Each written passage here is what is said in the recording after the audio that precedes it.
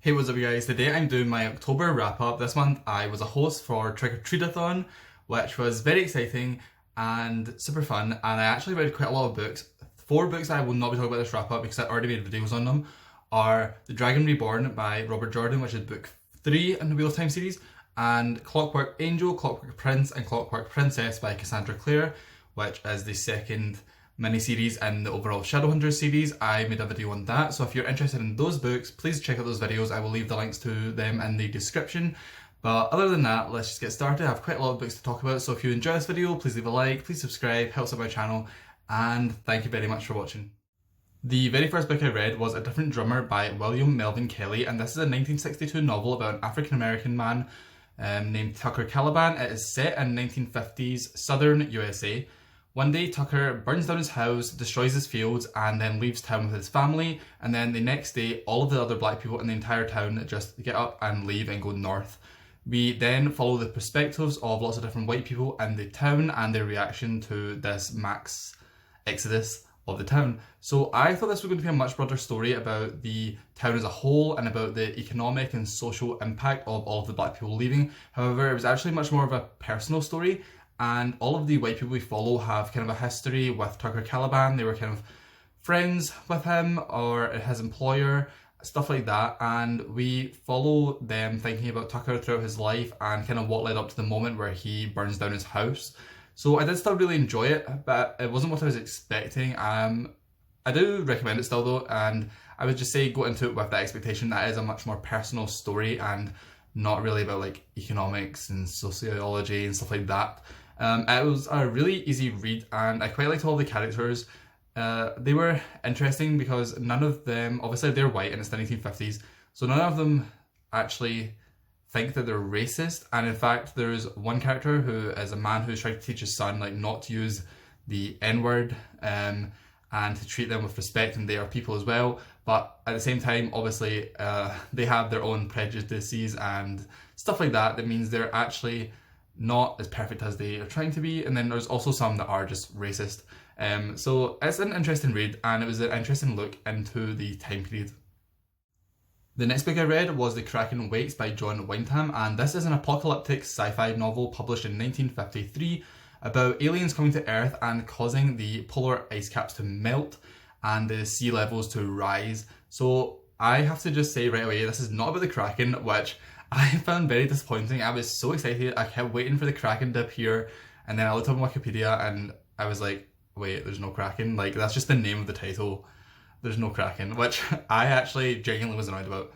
But anyway, this was a very slow build. It was a very slow burn, which means that we do get to know the two main characters quite well. It is a husband and wife reporter team, and you do come to really care about them.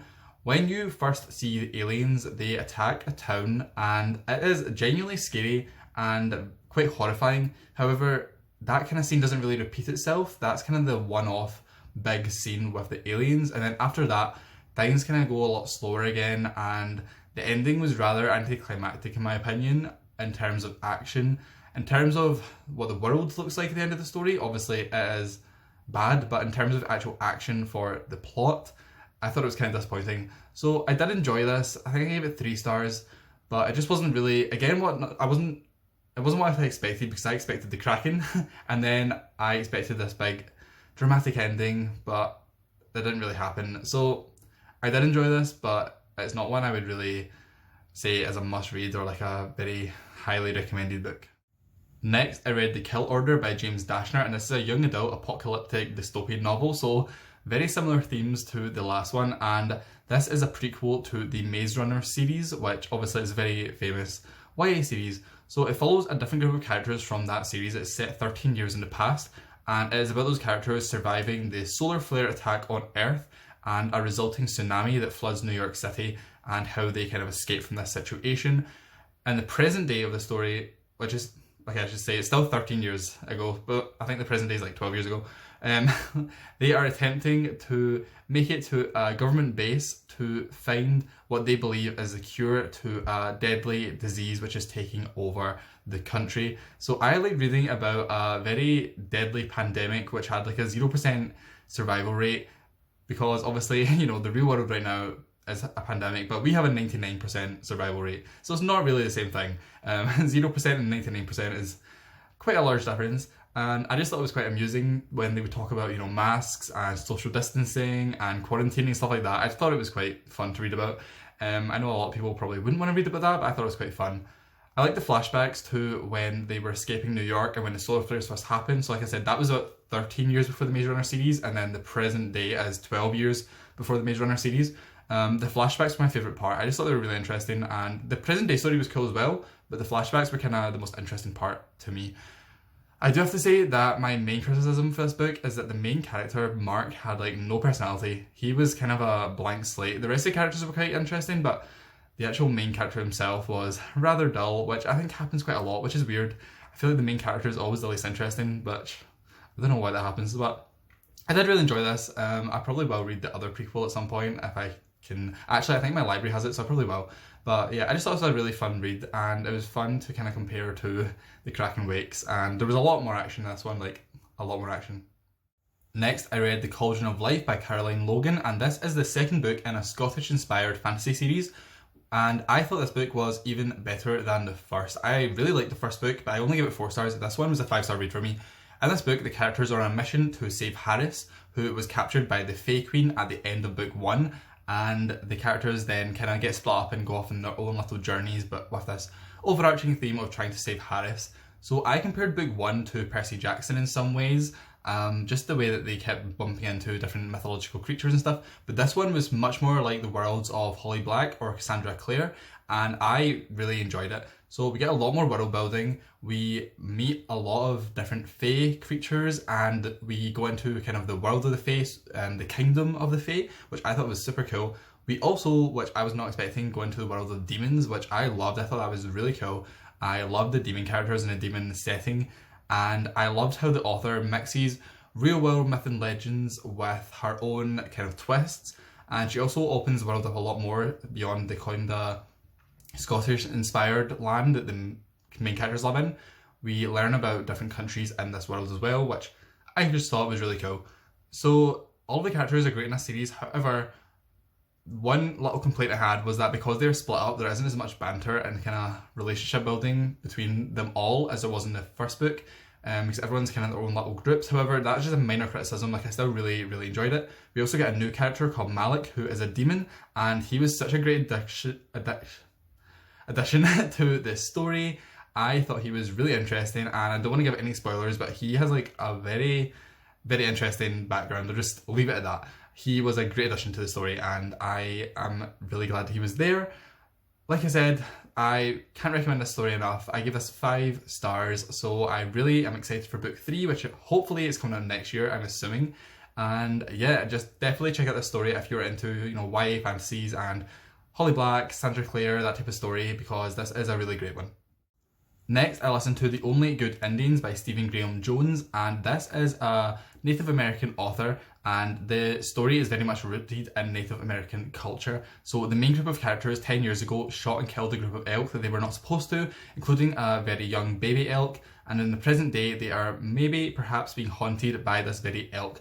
So I listened to this on audiobook. I had a 4-hour drive back from visiting Helen at the Bronte parsonage, and I honestly did not realise, because I hadn't done any research into this, I did not realise it was meant to be a horror novel. I thought it was kind of a literary novel, contemporary maybe, I don't know. I just thought it was not horror. So then the horror stuff started and I was kind of taken by surprise, but once it did start, I really got into it. There was some very gory, gruesome scenes, and I really enjoyed it. However, I must say that I did not enjoy hearing about hunting or animal death or animal cruelty, and the whole plot of this story is because of a hunting trip. So there's a lot of talk about that, which I'm not the biggest fan of. However, that doesn't affect my rating at all. It's just my own personal stuff. Like, this is still a 4-star book to me. It's just, that made me very uncomfortable, but obviously it is a horror book, so that's kind of the point. Once the horror parts start, like I said, it's very gruesome, very tense, very creepy. I really enjoyed it. And one thing I read online, so I was looking up other people's reviews afterwards, and I saw some people say that they struggled with the dialogue in the book, but because I listened to an audiobook, I never had an issue with this at all, because obviously it was being read to me. And I think that if maybe you're having a struggle with that, definitely check out the audiobook, or if you think you might have a struggle reading different dialects written down. The audiobook was really good, I'm not a big audiobook person. This is probably the last one I'm going to listen to. I only listened to this because I had a free trial, so I'd already downloaded this. When I said last month I was going to swear off audiobooks, this one was already downloaded, but really enjoyed it. Really recommend checking it out, especially obviously it's in Digithon this month, so if you're looking for a creepy horror book, definitely give this a try. Dracula by Bram Stoker is an 1897 gothic horror novel about the infamous Count Dracula, which I don't think needs much introduction. It's written in the form of letters and diary entries, and I really like this. I think it's a really different way of writing, and I just really enjoy it whenever I read a book like that. So I was drawn into this story so quickly. I loved the first chapter. I think the first chapter of this was one of my favourite first chapters I've ever read. I thought the first half especially, this whole book was amazing. Meeting Dracula, going to Transylvania, going to his castle, and everything about that, everything that happened there was so creepy and so fun. I just loved it so much. The character of Dracula himself is amazing. I just loved any time that he was there.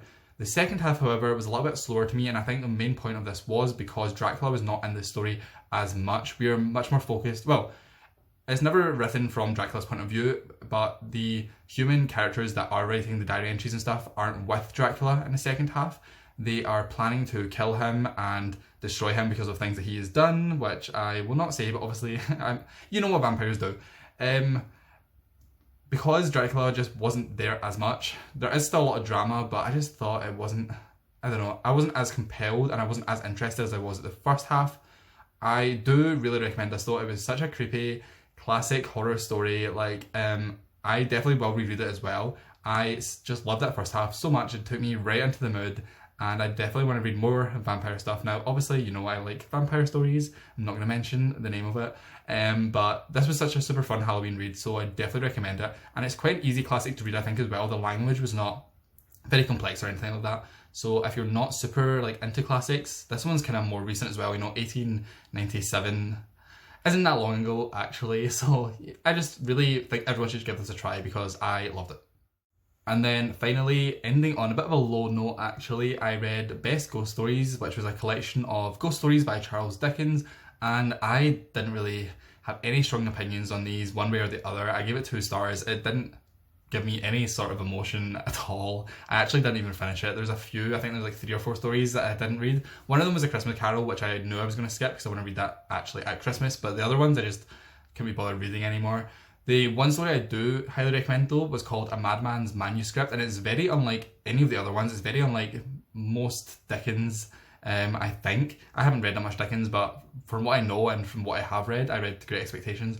This is very unlike his normal writing style, so if you're looking for a very short, like, I'm talking like 15-page short story with very creepy Halloween vibes, horror, very strong horror vibes, definitely look up A Madman's Manuscript. But yeah, the rest of them just didn't really excite me in any way at all. So that was everything that I read in October. I read quite a lot this month, more than normal, and I actually stopped reading on the 28th. And you know, I could have probably read an extra book, but I just needed a little break.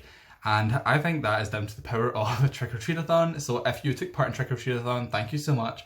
We are actually doing another live show right when this video is uploaded. So if you're watching this video as it uploads, which I know not that many people actually do, we are live right now on someone's channel, so I'll put the info for that in the description. But thank you so much for watching. If you enjoyed this video, like I said at the start, please leave a like or subscribe. It really helps my channel. Definitely comment down below your thoughts on any of these books as well. I always love hearing other people's opinions. I had a really great reading month, and hopefully November is the same. I actually have a November TBR up, so if you want to know what I'm reading in November, go check that out as well. And like I said as well, if you're interested in the Cassandra Clare books or the Wheel of Time book, the links will be in the description. So again, thank you for watching, and I will see you in my next video.